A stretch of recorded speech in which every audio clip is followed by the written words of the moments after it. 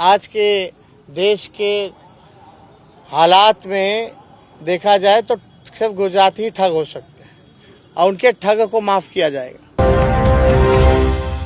विपक्ष के बड़े बड़े नेताओं को पटना में बुलाकर नीतीश कुमार ने एक अपना सपना पूरा किया और महागठबंधन की तरफ से एक चाल चल दी गई। तो अब अगली चाल किसकी होगी? तो स्वाभाविक है अगली चाल बीजेपी की होगी और बीजेपी इसकी तैयारी भी कर रही है।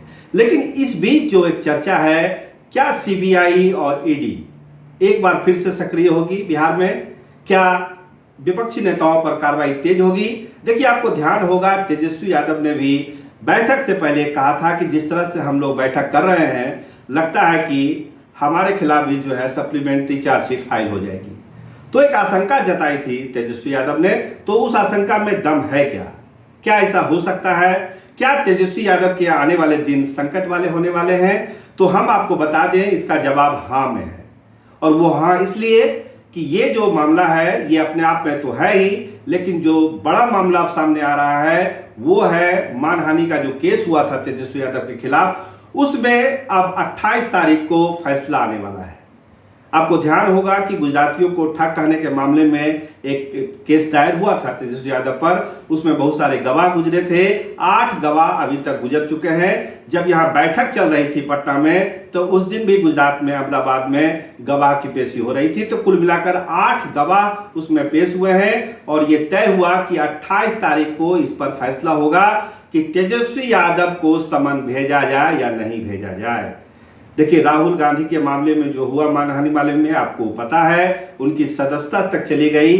अब वो सांसद भी नहीं रहे। वहां बाय इलेक्शन होने वाला है वायनाड में। तो क्या बिहार में भी ऐसा कुछ होगा?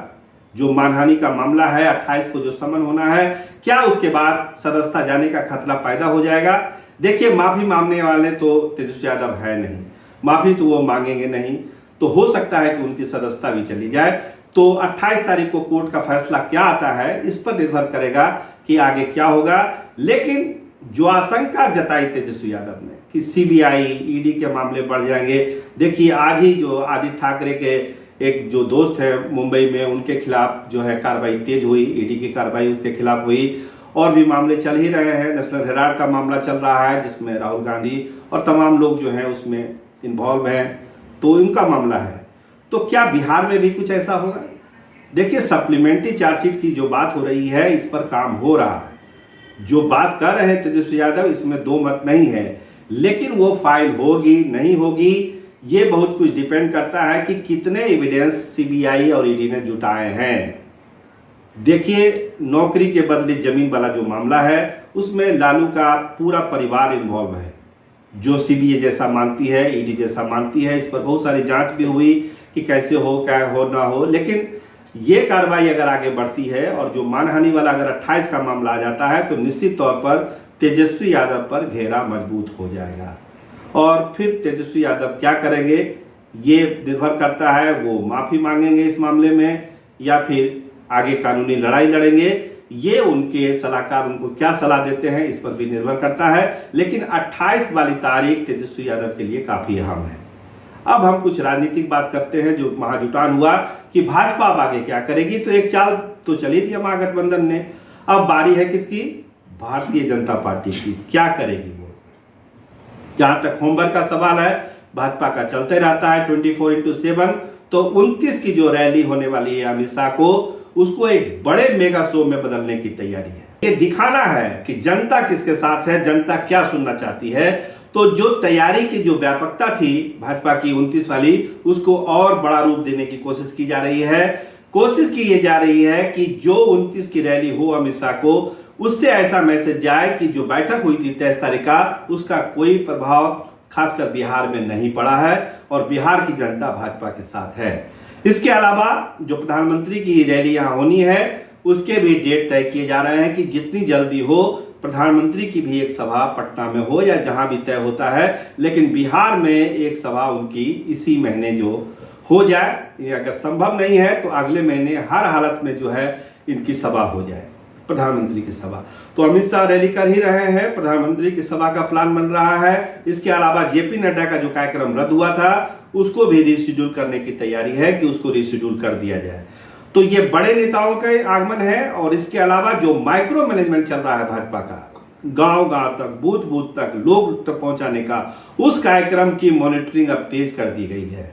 मिनट मिनट की मॉनिटरिंग हो रही है कि सही में माइक्रो मैनेजमेंट भाजपा का जमीन पर हो रहा है या नहीं हो रहा है। इसकी जो निगरानी है वो दिल्ली के स्तर पर भी हो रही है और पटना के स्तर पर हो रही है कि कहीं कोई चूक नहीं रह जाए, क्योंकि अगर विपक्षी एकता की मुहिम आगे बढ़ती है, वो जितनी आगे बढ़ेगी भाजपा के सामने चुनौती उतनी ही बड़ी बढ़ती जाएगी। तो उस गैप को भरने के लिए भाजपा अपने हिसाब से, अपने तर्कस से तीर छोड़ेगी, अपने चाल अपने हिसाब से चलना शुरू कर चुकी है। 29 की रैली को एक ग्रांड सक्सेस बनाने की तैयारी है। बहुत बड़े स्तर पर यह रैली होगी।